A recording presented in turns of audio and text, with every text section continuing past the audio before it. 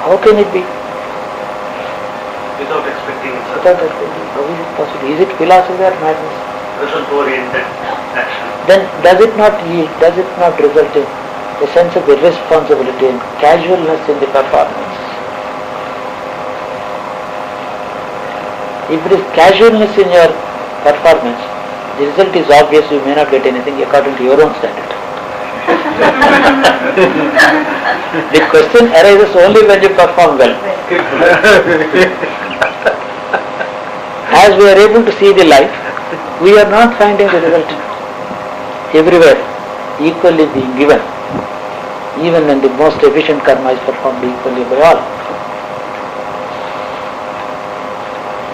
So, it is not the casualness, therefore Shraddha in your karma has depressed it. Not expecting the result, because result is not obvious. If it is obvious, it would automatically follow.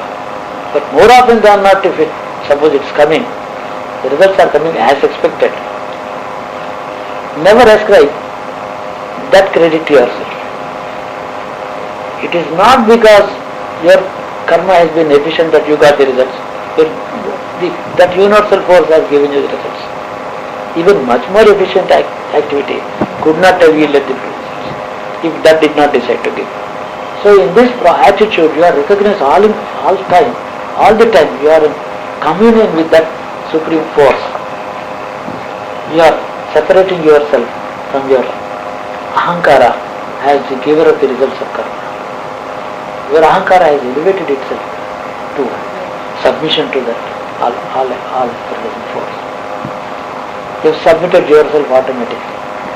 You are now growing, you are tall, you are in communion with an all-pervading result giver of karma, which has been the giver of the results of your past life's karma as your present life's experiences.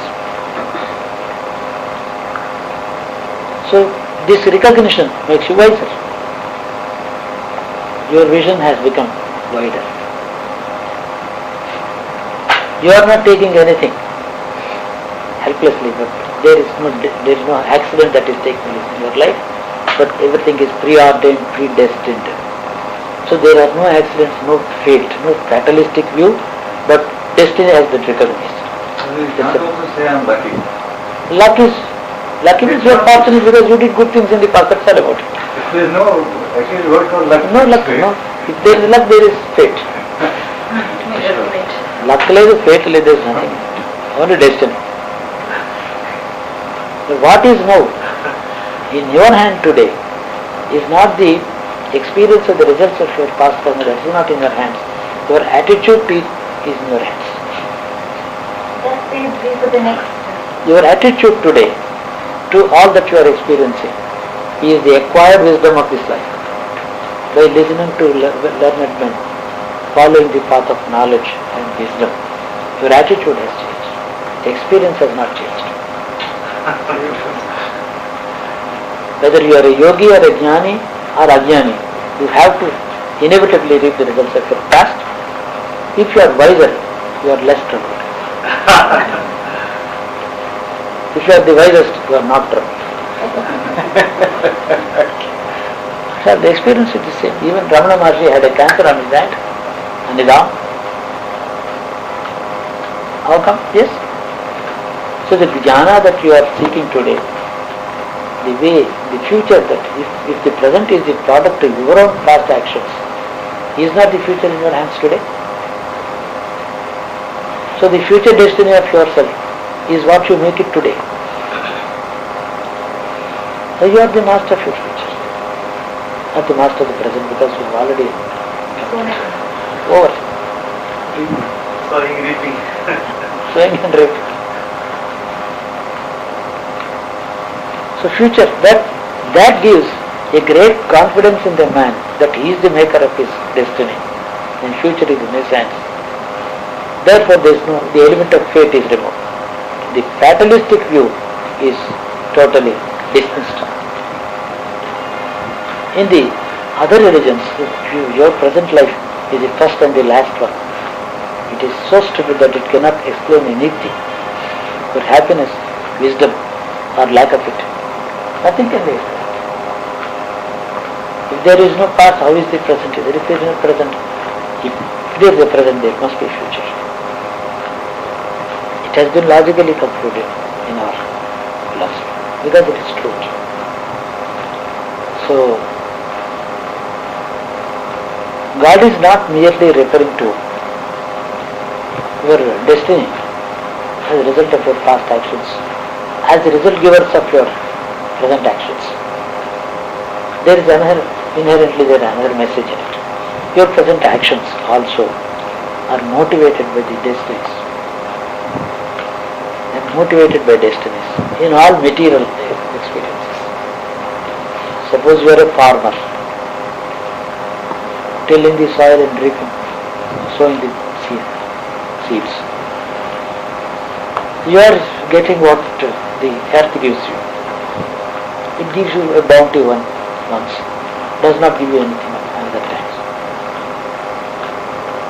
But nevertheless, your action in sowing the seed is motivated by your past actions and tendencies, so that you are getting the result of it. You are destined to get the bounty or not destined to get something. Both are in the destiny. Unless you sow something, how can you not lose? How can you lose? How can you gain? That sowing is your action. Again and again you go to the same soil every year, till the soil and sow the seeds. You keep reaping the harvest, a rich harvest once at one time, not get anything at another time. This has to be experienced by you. So that nimitta karma is indulged in you by you. So you are not starting any new karma, reaping the results of the past karma only in this karma. So karma's continuous end. The end of past karma is what is being done today. That is the tip end, last finale, the last. As a past karma only, you are not indulging in fresh karma. A man who does not think of sowing anything for future is aware that he is only reaping the results of his past karma. I am not indulging in anything to create a future for myself, good or bad. So he is seeing the end of his karmic journey. That attitude gives you an awareness of the end of your karmic journey in this material world and makes you dismiss the future because you don't want to sow anything for future. While you are sowing the seed in your farm, if you are genuinely thinking that you are only reaping the result of your past karma and I am not starting a new karma, you are cutting off the chain of karma there and there. That attitude is capable of preventing you from performing and starting a new karma for the future build-up. That sankalpa makes you wiser. You are not merely a creature of circumstances, you are the planner of your future. That way it is known as the wisdom of living.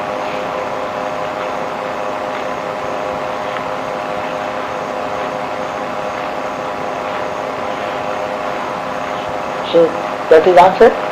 Any doubt? What is the dharma during peculiar situations at work or in life? How to determine the correctness of one's action? What is the dharma during peculiar situations? As I told you a story of the last time. I don't know.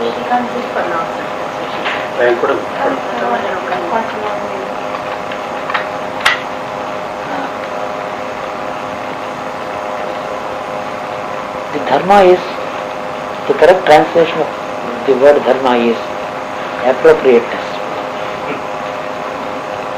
Appropriate. It can often be anything, totally different, mutually different from each other in two different situations. Killing somebody may be dharma, Saving somebody may be dharma in two different situations. Even killing someone is quite dharma. Saving somebody's life is also dharma.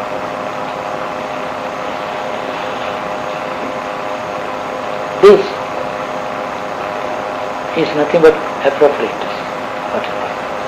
Appropriateness is governed by certain ingredients like the circumstantial understanding of the circumstances, the background for this action. All these things come into consideration. If you remove your ahankara from your actions, if you ascribe your judgment of dharma to God and do what you think is dharma, you will not be responsible for even if it is adharma. Judgments cannot be always correct. You might be a retired judge from the Supreme Court. They are bound to err. Erring is inevitable. Any situations, anything. At that time I thought this is dharma and thought of the God and thought that is dharma and then did it. I really do not know whether it is dharma or not dharma, but if it is dharma, God is responsible.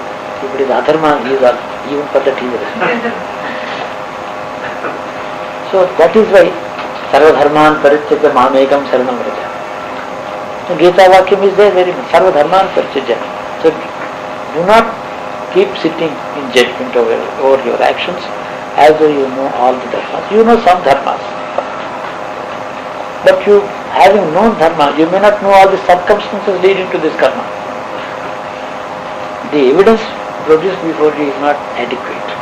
The judge is giving his judgment on the basis of the evidence produced before him, not on the basis of the evidence not produced before him. Many things are hidden from him.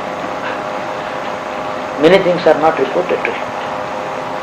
So the judge clearly says, having carefully considered all the evidence produced before me in my court, that is how he starts his judgment. He never said, no judge has ever said, having come to know all the circumstances of the case. How does he know? He has not come to know of anything, even half of it sometimes, a quarter of it. And the most important thing has been missing in its evidence. The witnesses have not, the police have not produced it. So, you may be perfect judge, but the evidence is inadequate. Facts of the case are not genuinely known to you clearly, totally. So, to the best of your judgment, under the circumstances known to you, you decide this way and leave the correctness or the otherwise of it to the Lord who is the witness to all. He knows everything. He has seen everything. He is witness to everything. There, your ahankara is set aside, put aside. You make the judge, the God himself, the judge. And you don't arrogate to yourself the wisdom to give the correct judgment. For this reason, every judge is happy when somebody goes in appeal. He is a genuine judge. He is very happy if there is an appeal against his judgment. Somebody else is also verifying my judgment. So the sin is not mine. This is what I said to a judge once. A district judge asked me, for everything that goes in the bill, what is the sanctity of giving me judgment? You are happy, must be happy about it, I said. There is a sin committed if the judgment is wrong. If you let off somebody who is a real criminal, you are becoming responsible for the sin. And suppose the higher court convicts him, you have been corrected. If they have agreed with you, you have been confirmed. How are you the loser? Then that senior judge, the 20 years of district judge, he fell prostrate. He said, "No, I understood the secret, sir. Hereafter I will not." This is how a man ought to be happy about what judgment he gives. So there is a witness to it. Similarly, the result of a yuddham, a war. The God is his best judge, whether I should win the war or my enemy should win. Both cannot lose, both cannot win. It is obvious. Who wins may not be the appropriate dharma with him, may not have the appropriate dharma with him. Well, in a case we have seen in Mahabharata, Pandavas won the battle. And all of us are agreeing on one point, because they were in dharma, they won the war. Not because they were in dharma that they won the war, because the God was physically on their side. In many cases, the past destiny is playing havoc in throwing the dharma to winds and making the adharma win for that moment. But that is the dharma and adharma of the circumstances of that battle. Well, go a little higher to the next higher plane. There is a destiny of the both. The dharma is losing its battle because of its past sins. The adharma is winning the battle because of its past sins. So the higher, ultimately you have to say, dharma failing in a particular circumstance is quite dharmic. It is strictly in keeping with the rule of dharma. Only dharma, that the other part, half of it, which is not known to us as well. This is how we have to understand. So nyayam, anyayam. Anyaya, there is no anyayam in this world.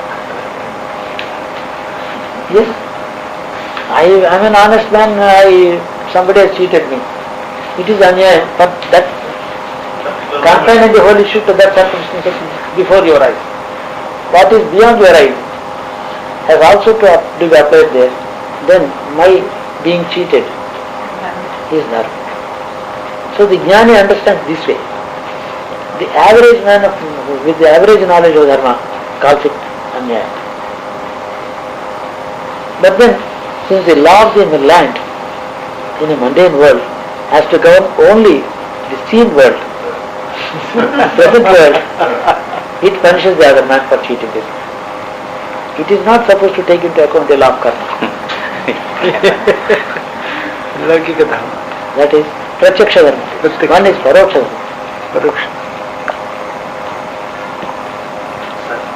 Going on non-stop for That's I think the reason why you are reluctant to punish all our servants to go I around. won't punish anybody because I have been punished properly by my servant by being cheated, because I deserve this.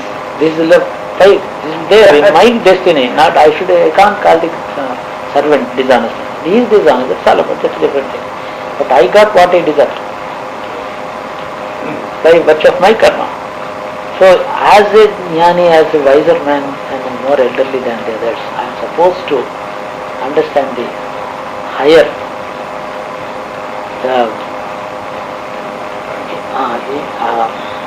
what we call the intonations, the higher messages of dharma, the ultimate dharma also into consideration must be taken by me, and I should not go only by the circumstances of the day before me. I have to look beyond that. That is very necessary. So if it is not in my destiny to be cheated, why was I cheated? If it is in my destiny to be cheated, how is he responsible for my destiny? He is nimitta matra. So either way you can't punish him. It's obvious. No questions. So only thing is, I must pardon him without manovikar, without any pinch in the. I should not feel the pinch, and I should not arrogate to myself. I am a jnani, therefore I am letting the mouth. And I should not look at myself in the mirror and thank God, and thank myself, pat myself on. That should not. That is not the wisdom. It is the wisdom given by God. That should be. So A jnani is one who thinks that he is not a jnani.